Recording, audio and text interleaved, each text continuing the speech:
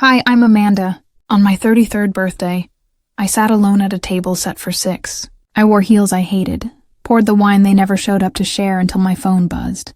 The message from my mother read, "You're not our priority right now." They didn't forget. They made other plans without me using the money I gave them. They ghosted my dinner to throw a party for my brother. How do you come back from something like that? Or maybe the better question is, why would you want to? I arrived 15 minutes early, just as the sun dipped behind the Denver skyline, casting long amber shadows across the sidewalk. There was a light chill in the air, just enough to make me glad I'd chosen the long-sleeved dress. It wasn't fancy, but it was intentional, the kind of outfit you wear when you want people to know you made an effort. The hostess glanced at her list and smiled. Party of 6. I nodded, smoothing the napkin in my hand. Yes, Amanda. I made the reservation last week. She led me to a table near the front window. 6 seats, clean, elegant place settings, a small votive candle flickering in the middle. I sat on the end facing the entrance. The waiter stopped by. "Would you like to wait to order, or they're just running a little late?" I interrupted too quickly. "I'll wait." He nodded politely and walked away. I checked my phone. 6:47 p.m., nothing. I tried not to overthink it. Xenia was always fashionably late. Curtis probably lost track of time again. And Mom, well, she rarely arrived early to anything unless it was someone else's event. I adjusted my fork slightly. Then again, a nervous tick. I'd picked this place for a reason.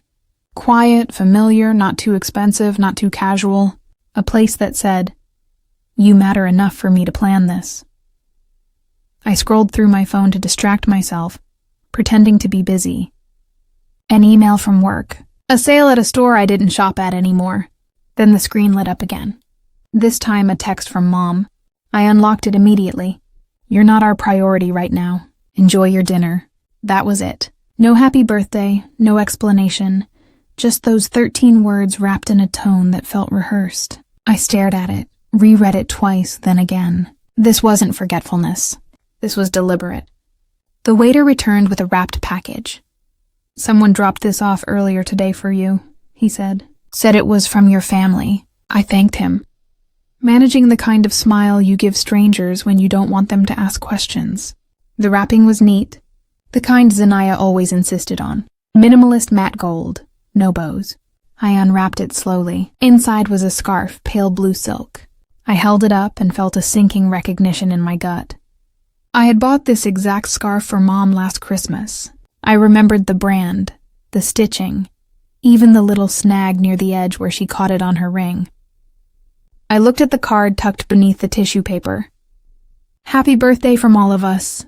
But underneath that message, faintly visible, was my own handwriting, the one I'd written last year. "Love you always, Mom." They hadn't even bothered to use a new card, just rewrote over the original like memory could be overwritten the same way. I placed the scarf back in the box. My hands were steady, but my breath wasn't. A couple at the table beside me sang softly, some kind of anniversary celebration. Glasses clinked. Laughter bubbled from the back near the bar. The world kept turning. I lifted my wine glass and took a sip. I didn't cry. I didn't call. There was no panic, no drama, just a weight settling inside me like concrete. The thing about being excluded enough times is that it eventually stops feeling shocking. I remembered birthdays where my presence felt optional, ones where Xenia gave a speech and forgot to mention me, or where I ended up taking pictures instead of being in them. This one was different, though. This one was mine, and they chose not to show up. I sat for a while longer, watching the streetlights blink on one by one. Then I pulled a sticky note from my purse. I'd brought it to jot down a grocery list, maybe. I used it for something else. 5 words. That was all I needed. I left a 20 under my plate, more than enough for the wine, and walked out quietly. I didn't tell the waiter goodbye. I didn't check my phone. On the table beside the untouched bread and the recycled gift box sat the note. "Thank you. No more seats." By the time I got back to my apartment, Denver had gone quiet. The sky outside my window was holding on to the last bits of blue before turning completely black. I dropped my purse on the counter, slipped off my shoes, and tossed the sticky note I'd left at the restaurant next to the fruit bowl I never filled. The apartment still smelled faintly of hairspray and anticipation. I didn't bother turning on the lights. The glow from the city was enough to navigate around my own disappointment. I poured a glass of water I wouldn't finish and sat down at the edge of the couch like I was still waiting for someone to join me. My phone buzzed. I ignored it for a moment, half hoping it was just another calendar reminder, but something in me itched. It was a notification from Instagram. Zanaya had posted a new photo. My thumb hovered over the screen. I shouldn't have clicked, but I did. The image loaded slowly. Then it hit me like a punch in the throat. There they were. Velma, Zinnia, Curtis, even Uncle Ray, who hadn't been invited to anything since he got caught lying about Dad's will. They were standing in front of the Marina restaurant in Boulder, smiling, glowing, holding glasses of champagne. Curtis stood front and center, arms stretched out like some hometown hero. In his right hand, a key ring with a motorcycle emblem. The caption, "Celebrating the dreamer. He finally made it happen." My stomach turned. I zoomed in. Velma was wearing the same scarf they'd regifted me just hours earlier. On Curtis's wrist, a new watch, sleek, expensive, familiar. I blinked twice. It was the same model he'd sent me in a text 2 months ago, asking if I thought it was too much. I told him not to buy it. He'd said he couldn't afford it anyway. And yet there it was. I set the phone down. For a second, I just stared at the reflection of my face on the black screen. Then I picked it up again and opened my banking app. There it was. Last Tuesday, $1,500 wired to Curtis's account. He'd said it was for rent.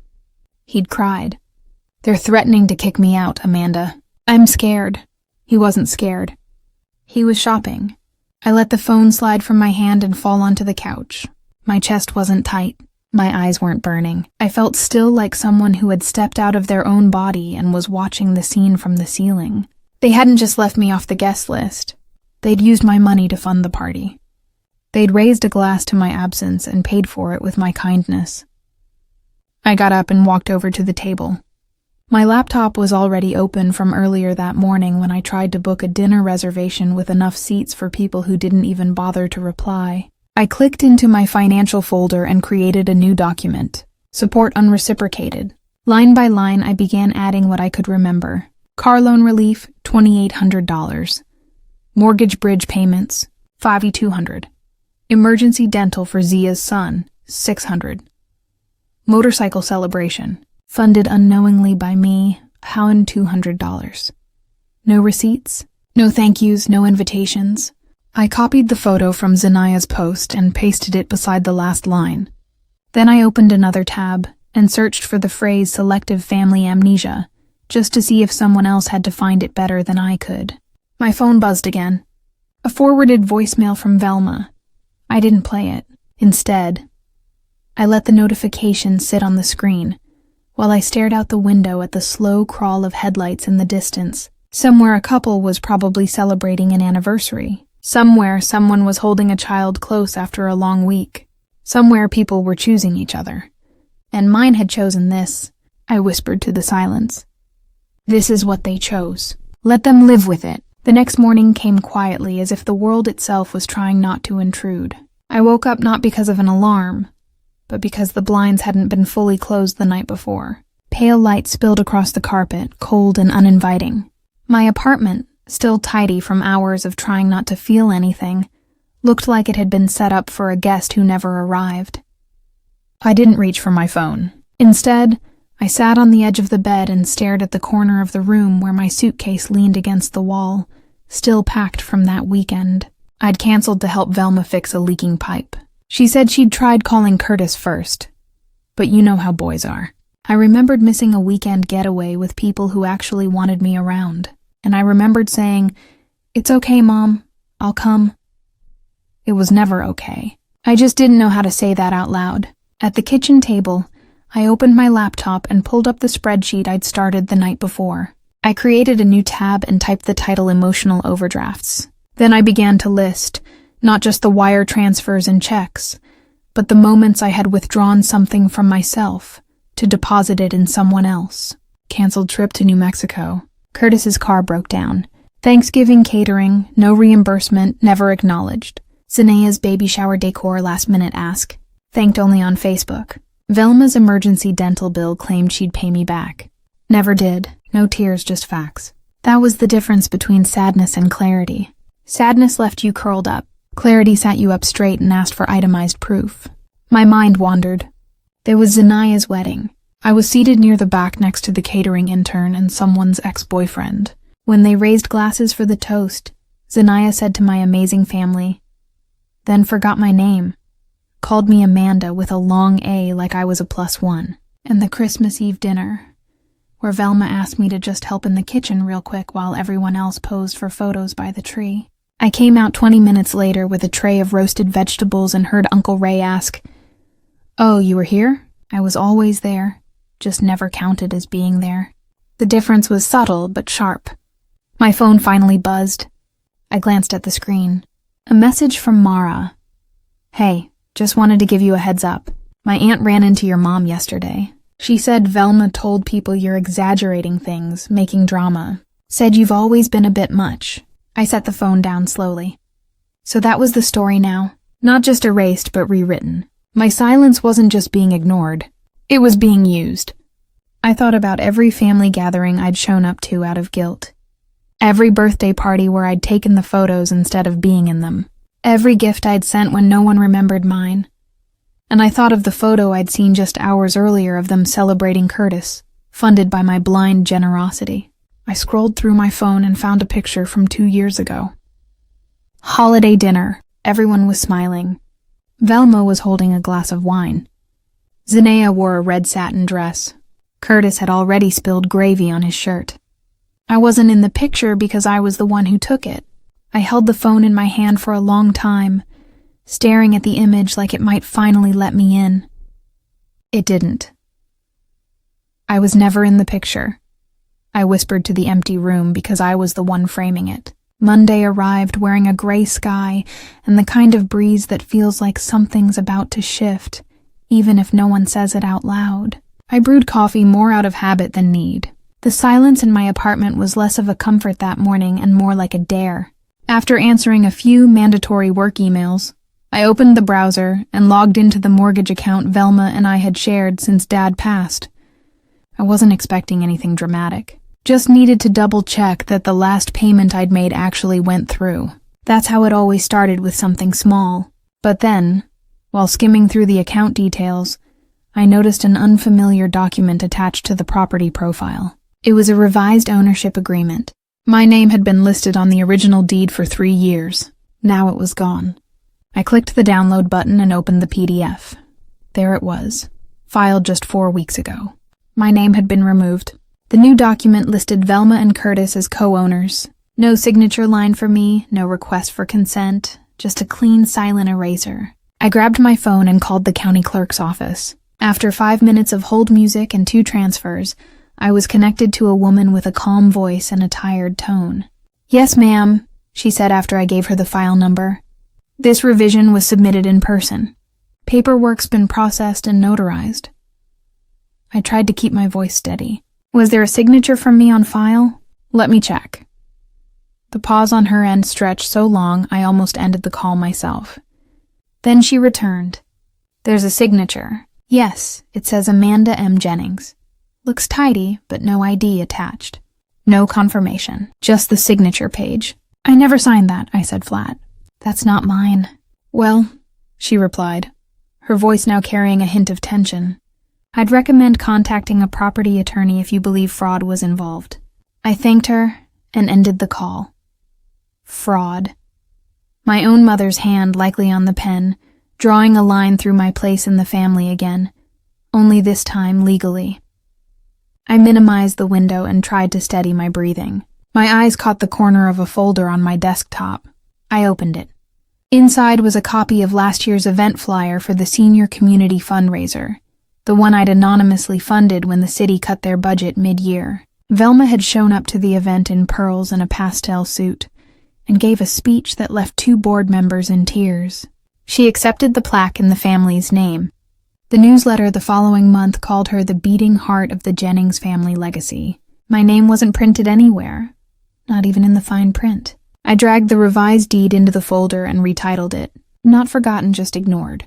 Then I took screenshots of the newsletter article and the event photo where Velma was front and center smiling beside the mayor. I pasted them all into a single document labeled pattern. I didn't call her. I didn't confront anyone. Instead, I drafted an email to a real estate attorney I found through a referral from a coworker. It was short, direct. I attached the files, laid out the timeline, and hit send before I could overthink it. The decision felt clean, like pulling a splinter you hadn't realized had gone septic. Scrolling back through the PDF, I stopped on the final line. All heirs in agreement verified. They didn't even pretend to check. They just assumed, I whispered to the quiet screen. I wasn't just forgotten. I was deleted. The light outside had begun to dim, slipping into that soft blue-gray hush that happens right before night settles in. Shadows from the trees danced across the living room floor, stretching long and uncertain. I hadn't changed out of my work clothes. Hadn't really done much at all. My shoes were by the door. The microwave meal was half eaten on the table, and I sat motionless on the couch, staring at the muted TV like it owed me something. I had grown used to the quiet, but that evening the silence felt wrong. Not peaceful, performative, like something was waiting to happen. Like a drum roll before the drop, then a knock. Soft but firm, not hesitant. No, it was the kind of knock that said, "I'm coming in whether you like it or not." I opened the door, already bracing myself. And there she was, Velma, holding a pastel gift bag, the kind you'd pick up last minute from a pharmacy, tissue paper fluffed up like whipped topping. Her face was tight, every inch of her smile strained like it might snap if she blinked too hard. "Thought we could talk," she said, like adults. I didn't move. I didn't offer her a seat, but she walked in anyway. Of course she did. That's always been Velma deciding what the rules were and who had to follow them. She perched on the edge of the couch as if it might stain her. I stayed standing. There was no version of this where I made myself smaller just to make her comfortable. I know how things looked. She began smoothing her palms on her jeans. "But we honestly thought maybe you needed some space. After what happened at dinner?" I blinked, just once. "What happened at dinner?" I said slowly. "Was that you didn't show up?" She acted like she didn't hear me. Just kept going. "I just think there were misunderstandings. And well, you're not always the easiest person to what?" I asked, letting the words slice the air between us. Velma exhaled sharply through her nose, dropping the nice girl act. "You're just so sensitive. You always take everything personally.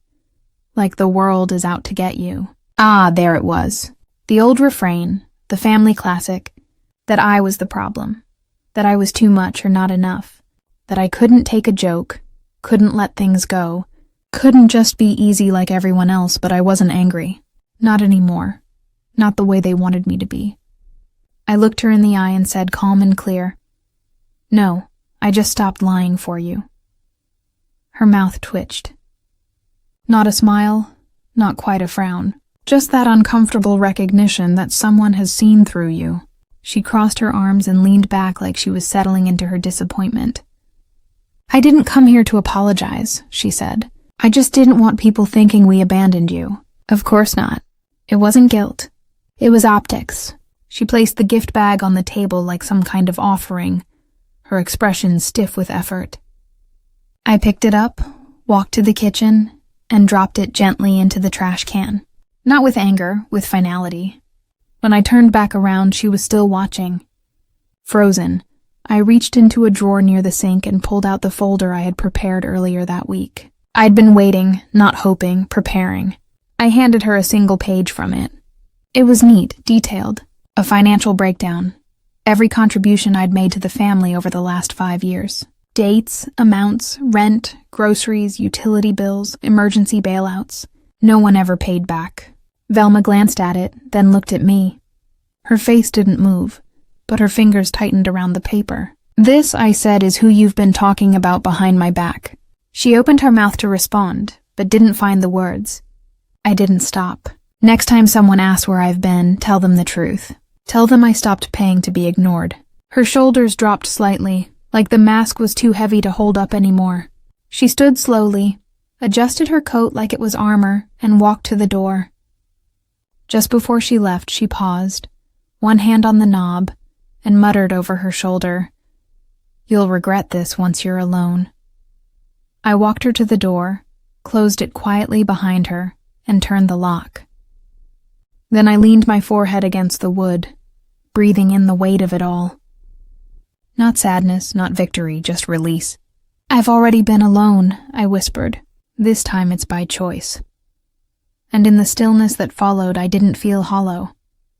I felt free. Friday evening slid in without ceremony, the kind of quiet that makes you realize just how loud your life has been. Outside, the air had turned crisp, dry, with that first whisper of winter tucked beneath it. I hadn't bothered to shut the balcony door after the sun dipped below the skyline. Letting the cold creep in felt like my own silent rebellion. It stung a little, sure, but it was honest. Cleaner than the backhanded concern and performance apologies I'd been fielding for weeks. I sat cross-legged on the edge of the couch, barefoot, a throw blanket wrapped around my shoulders like a shield. A glass of wine sat untouched on the side table beside me, the rim catching a sliver of lamplight. I wasn't drinking tonight, not out of discipline, but because I wanted to feel everything, clear and raw. My mind wandered back to Velma's visit, but this time I didn't flinch.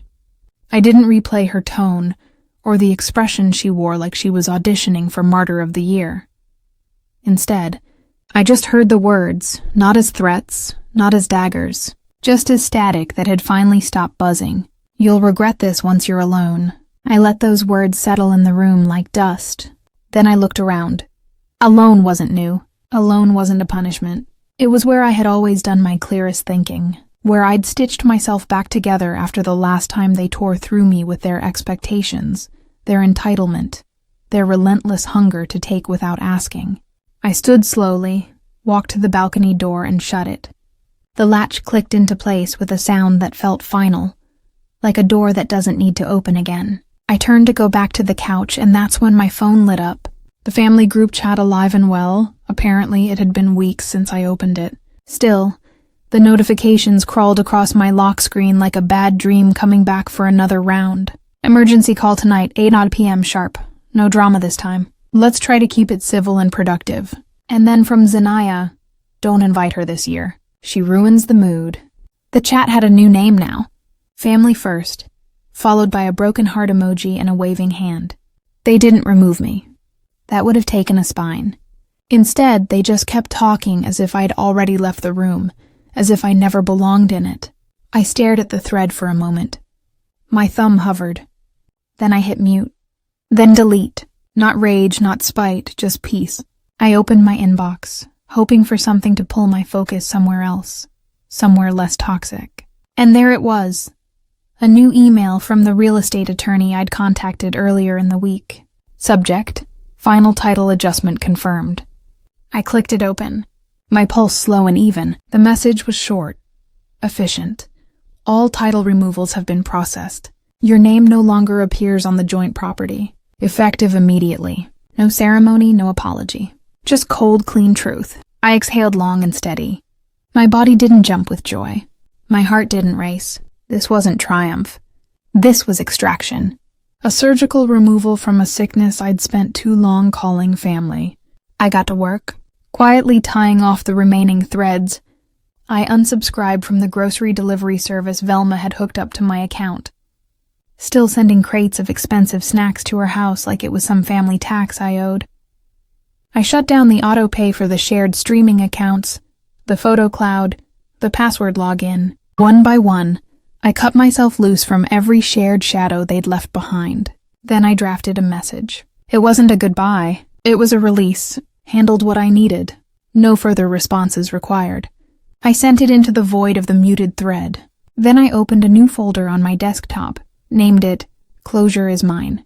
Now inside, I dragged the scanned title deed, the receipts, the screenshots, the thread where Zanaya suggested I skip Christmas for everyone's sake, the email where Velma denied borrowing my emergency fund, then Venmo'd it to herself the same day.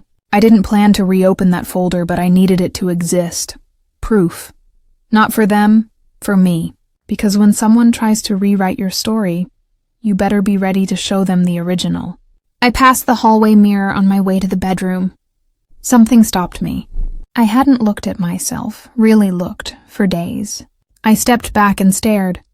My reflection stared back. Same eyes, same face, but different posture. I didn't look like someone trying to win anyone back. I didn't look like someone begging to stay. I looked like someone who had finally stood still long enough to let the storm pass and realize she was still standing. "You broke me once," I whispered to the mirror. My voice didn't shake. This time I'm the one walking away. I turned off the lights. The room went dark. But for the first time in months, I didn't feel afraid of it. I felt free.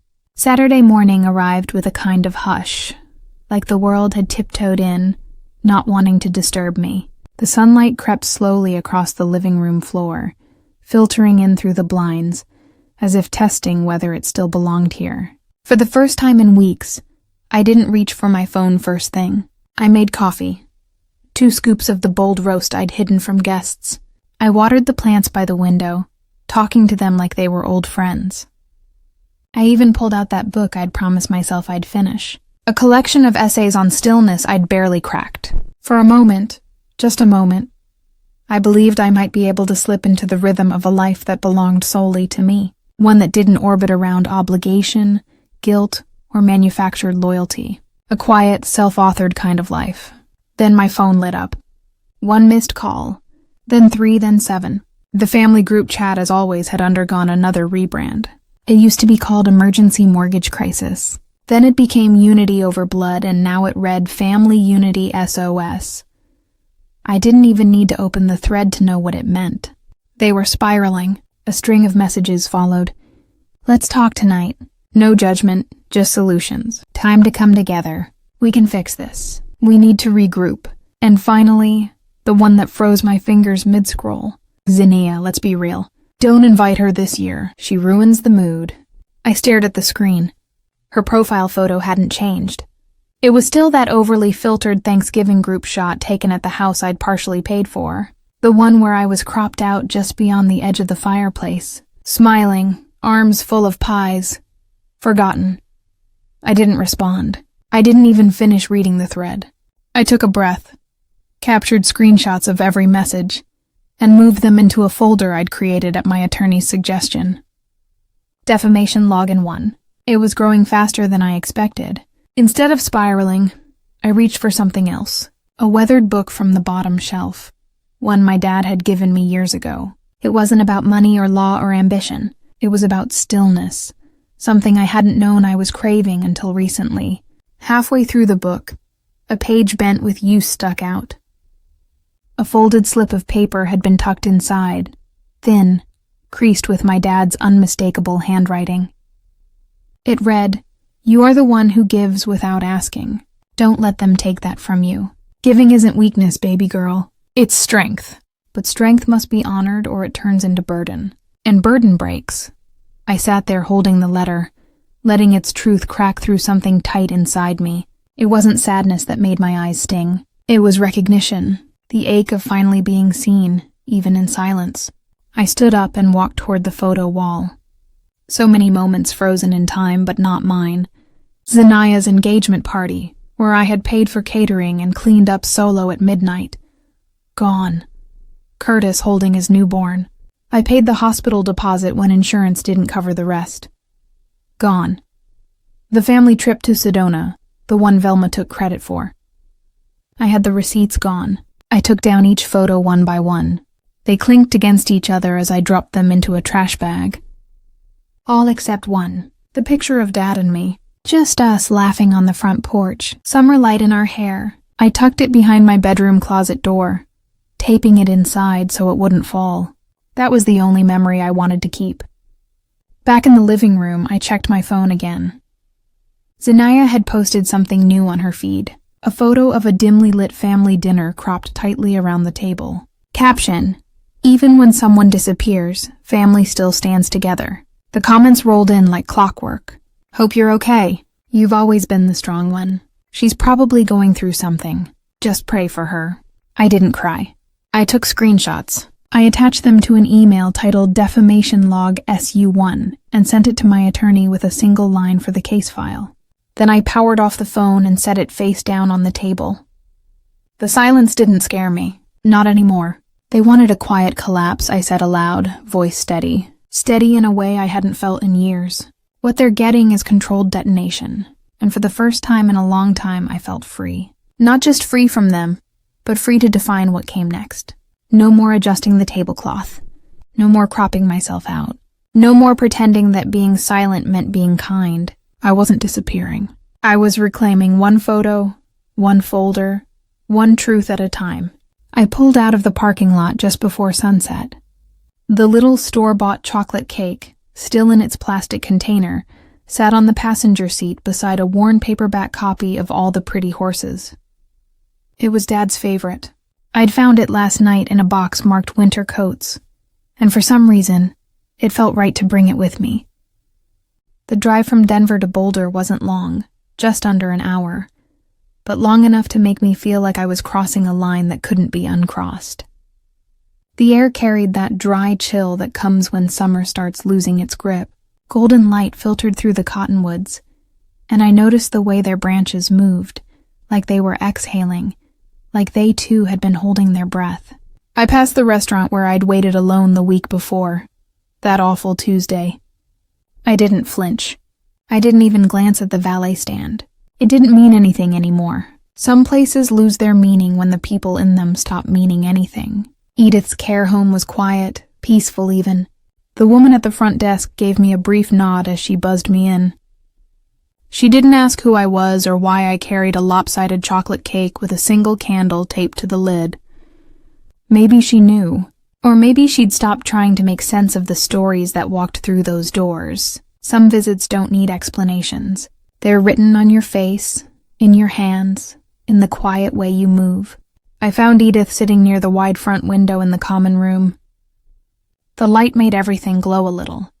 She was flipping through one of those oversized magazines meant for aging eyes. More pictures than text, the kind that fills space, but not necessarily minds. She looked up slowly, squinting at first, then grinning in that soft, crinkled way of hers. "Well," she said, folding the magazine in her lap. "Would you look at that?" "Happy belated birthday to me," I said, holding up the cake like it was a trophy. She chuckled. "You're the only person I know who brings her own cake to her own party." "With one candle," I added. "And no guest list." "I'd say one guest is enough," she said. I set the cake on the little coffee table between us. I used the tiny lighter I kept in my purse, mostly for emergency incense or frayed shoelaces. Apparently, now for birthday symbolism too. I lit the candle. The flame flickered weakly in the late sun. We didn't sing, didn't make a wish out loud. We just sat and shared a crooked slice of too-sweet cake and sipped coffee that had been sitting on the warmer too long. It was bland, but I didn't mind. I don't think she did either. In that moment, I felt more seen than I had in years. "I never had a daughter," Edith said after a while, leaning back. "But if I had, I think I would have wanted one like you. Stubborn, not soft. The kind of girl who doesn't wait for someone to offer her a chair, just drags one over and sits down." I stared at her, holding her words like a photograph I wanted to press into a book and keep forever. "If I'd had a mother like you," I said quietly, "maybe I wouldn't have spent so many years learning how to exist in rooms where no one saved me a seat." We didn't cry. Neither of us even blinked hard. Some griefs don't spill out. They just settle.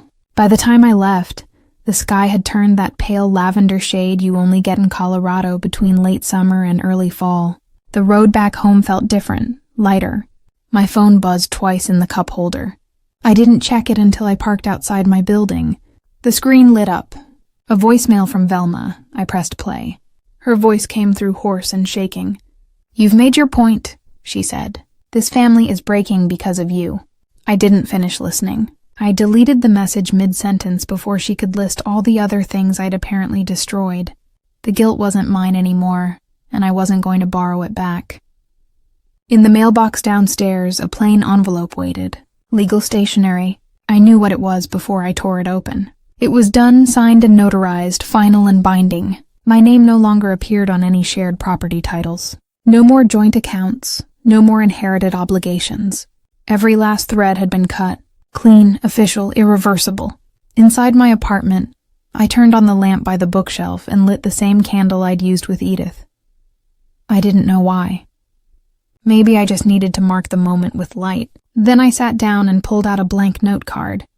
"Happy birthday, Amanda. You were worth showing up for." I placed it next to the only framed photo I still kept. Me and Dad standing ankle-deep in a lake upstate, holding fishing rods and grinning at something I can't remember anymore. But we looked happy. I was barefoot. He was wearing that old ball cap he never let anyone touch. Then I opened my laptop. New folder, new file, title, what I owe myself. Chapter 1. I didn't write a manifesto. I didn't draft a speech. I just typed, slowly, carefully, not to prove anything to anyone, but because I finally could. Because my story didn't belong to them anymore. And as the words filled the page, I realized something. For the first time in a long time, I felt free. Sunday arrived before the sun even broke the horizon. I didn't need an alarm to wake me. My eyes opened to silence. No buzz of my phone, no urgent texts, no one tugging on the edge of my peace. The stillness wasn't just quiet. It was earned, and this time, it didn't feel like loneliness. It felt like space, mine. I stepped barefoot across the cool hardwood floor, heading toward the kitchen. My steps felt different, less rushed, more grounded. I brewed a cup of coffee and leaned against the counter, listening to the faint hum of the machine and the occasional bird song outside. Still no alerts, no calendar reminders. Just me, my breath, and the soft beginning of a day I didn't have to survive. I could simply live. Coffee in hand, I walked to the patio and did something I hadn't done in months. I slid the door open fully. The morning air rolled in gently, not sharp, not intrusive, just honest, like it wasn't asking anything of me. And I didn't flinch. I took a long sip of coffee, then just stood there watching the sky shift colors. I wasn't waiting for anything or anyone. For once, I didn't feel like I was preparing for battle. I wasn't rehearsing a defense or crafting a careful reply. I wasn't trying to earn space that was already mine. My phone buzzed from the other room. I didn't rush. I finished my coffee, rinsed the mug, and dried my hands before checking it. Voicemail from Curtis. I hesitated for a beat, then played it. No greeting, no emotion, just his voice, sharp and familiar. Mom's freaking out. The mortgage is overdue again. The bank's calling. You knew this would happen when you pulled out. Just like that. No responsibility, no reflection, just blame, tossed like a hot potato in my direction. I didn't feel heat rise in my chest. I didn't feel the sting I used to. I just forwarded the message to my attorney with a simple subject line. Do not engage. A few minutes later, another ping. The family group chat I hadn't touched in over a week lit up. Vilma, we didn't raise you to be cold. Zinnia, like clockwork, chimed in. You're still family, but family doesn't abandon. I just stared at the screen for a moment. They didn't raise me to be cold. They raised me to be silent, to absorb, to bend, to keep showing up, even when the door was closed in my face. This wasn't abandonment. This was preservation. For the first time in my life, I wasn't cutting ties out of anger. I was choosing peace over performance. I placed the phone face down and walked to the bedroom. My closet door was already half open, and I pulled it the rest of the way. Inside, still taped to the wood, was a photo of Dad and me, slightly wrinkled from time, corners curled just a little.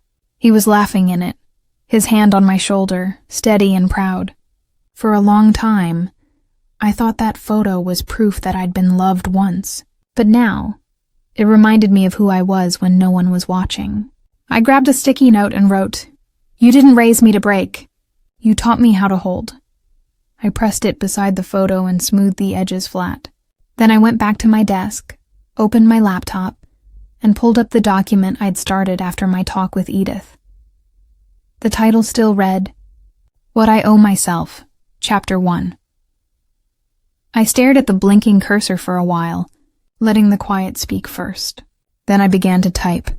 Lesson 1. You are allowed to leave the table when love is no longer being served. I reread it. Then I smiled, hit save, and leaned back. I opened a new browser tab and searched for flights. Not because I wanted to disappear, but because I wanted to arrive somewhere fresh. Somewhere I didn't carry old definitions of who I had to be. There would be no dramatic exit, no social media goodbye, no announcement, no final plea for understanding, just a quiet decision, a booked seat, a tomorrow that belonged only to me. And that right there, that was the freedom I'd been chasing all along. Not a house, not approval, not the illusion of reconciliation, but this. The soft click of a door opening in the morning, the taste of coffee without anxiety, the ability to read a cruel message and choose not to answer, the courage to say, "This isn't where I stay anymore." I didn't feel lonely. I felt whole, and I knew wherever I was going next, I wouldn't be bringing their silence with me, only my voice, and that was enough. Sometimes walking away isn't weakness, it's wisdom. I spent years trying to earn a seat at a table that was never meant to hold me, and when I finally stood up, I realized I had the strength to build my own. If you're listening, and you've ever felt like the background character in your own life, I want you to know this. Your worth isn't defined by who claps for you, but by how you choose to clap for yourself. Now, I'm curious. Have you ever had to let go of people you once called family just to finally find peace? Share your story in the comments. Let me know where you're watching from. And if this video resonated with you, drop a 1 in the chat, or tell me why it didn't. I welcome every voice here. If you believe in healing, strength, and stories that speak to the heart, don't forget to subscribe to this channel. There's more truth where this came.